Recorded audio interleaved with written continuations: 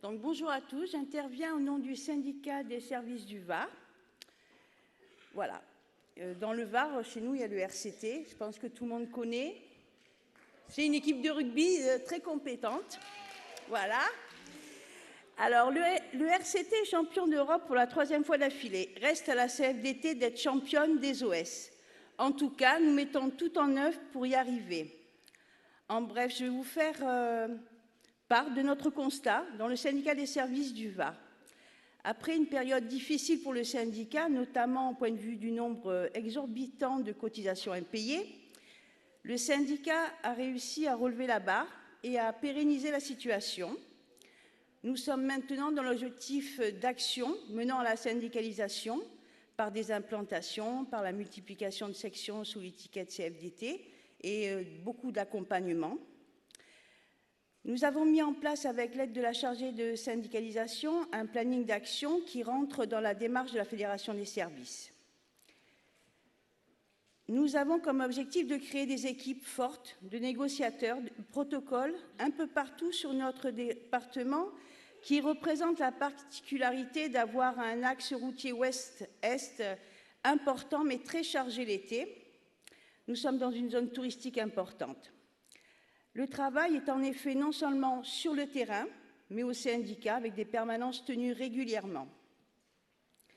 Nous sommes sans cesse à la recherche de nouveaux militants, prêts à s'investir, afin d'être encore plus présents. Et ça marche. Petit à petit, les salariés trouvent dans notre action un sens à leur raison d'adhérer. Nous accompagnons des sections en difficulté où des jeunes militants essaient de développer la CFDT face à un employeur totalement réfractaire, comme chez McDo, où nous avons du mal à tenir bon, car l'employeur n'a que pour objectif de détruire moralement nos représentants. Nous ne les lâchons pas, mais nous ne pouvons pas faire leur combat à leur place. Aujourd'hui, cette équipe est en grand danger moralement et nous avons plusieurs affaires au tribunal pour ce même employeur. Une autre situation beaucoup plus positive, où nous avons réussi à être la première OS à s'implanter à la Thalasso Ibis-sur-Yère. Le syndicat a fait appel au soutien de la fédération qui a répondu présente, avec une délégation composée du permanent HTR, du DSC et du syndicat. Par cette importante présence, nous avons réussi à débloquer la situation. On pourrait dire que c'est un bras de fer ou un plaquage si on veut rester dans l'ambiance rugby. Aujourd'hui, notre militante en NAO, elle est rassurée de faire partie d'une équipe comme la nôtre, toujours prête à l'aider. Ces deux exemples sont les reflets du grand écart que nous pouvons vivre au quotidien. Pour nous, le travail d'équipe est primordial. C'est pourquoi, Gilles, nous te sollicitons et sollicitons la fédération et ses permanents pour nous aider à mener des interventions au cœur de nos sections.